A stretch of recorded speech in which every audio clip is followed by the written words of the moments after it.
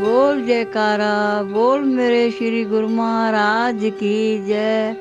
बोलो मेरे श्री परमहंस दयाल महाराज की जय।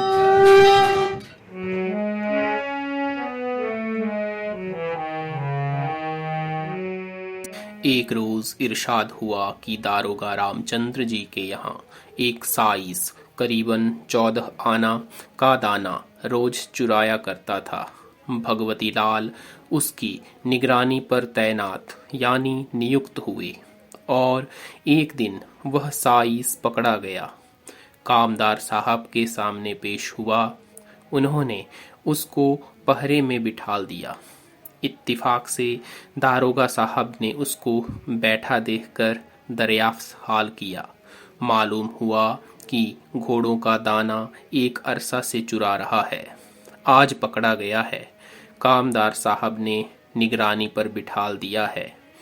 आपने साइस को ऊपर बुलवाकर हमारे सामने उससे कहा कि बेवकूफ, अगर चोरी ही करनी थी तो नजर बचा कर करता। खुल्लम खुल्ला काम करने का नतीजा यही होता है कि तू कैसा जलील हो रहा है। वह गिड़गिड़ाने और मुआफी मांगने लगा। आपने उसको छोड़ दिया। जब कामदार साहब को यह हाल मालूम हुआ तो बड़े नाखुश हुए और दारोगा साहब को सुनाकर कहने लगे कि जब मालिक ही कुछ परवाह न करे बल्कि उल्टी शह यानी प्रोत्साहन दे तो फिर हम क्या बंदोबस्त और इंतजाम करें। गरज ऐसी ऐसी बातें कहने लगा।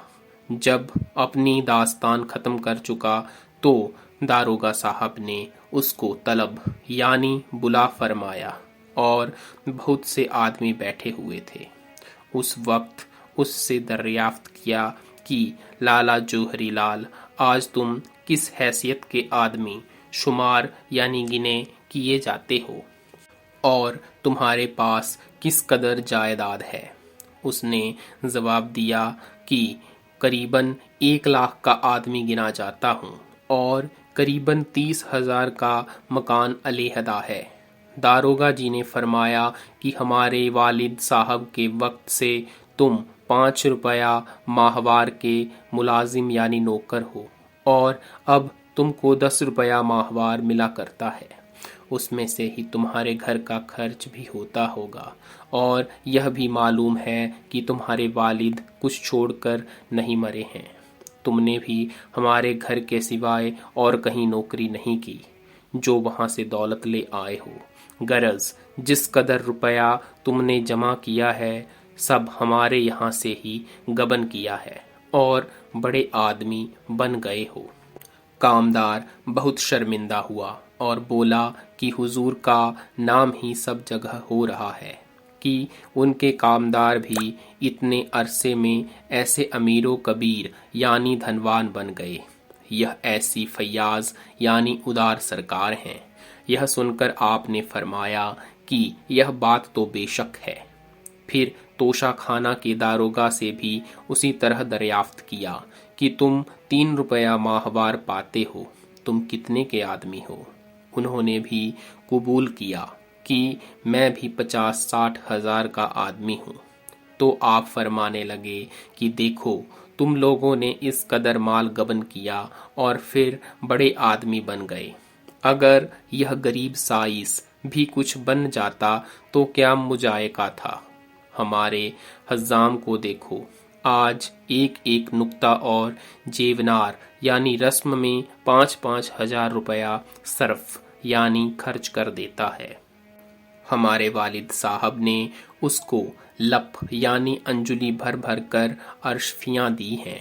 मेरे हाथ से भी अगर अर्शफियाँ नहीं तो रुपया तो उसको लप भर भर कर मिले हैं और उसने अपनी उम्र में अब तक इस अहद यानी वचन को निभाया है कि सिवाय मेरे वालिद साहब या मेरे किसी की संवार नहीं बनाई।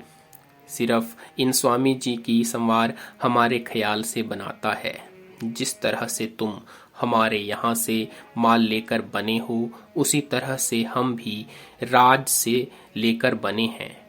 हमारे वालिद साहब फराश खाना के दारोगा थे। लाखों रुपया के फरश फरोश तैयार होते थे, उनमें से एक दो अपने घर भी ले आते थे। अब भी कम से कम 50,000 के फरश हमारे घर में मौजूद हैं, और ऐसा ही हाल और अशिया यानी वस्तुओं का समझना चाहिए। ये दौलत हमेशा ऐसे ही इरती फिरती रहती है और किसी की नहीं होती। बोल जयकारा भोलो साचे दरबार की जय।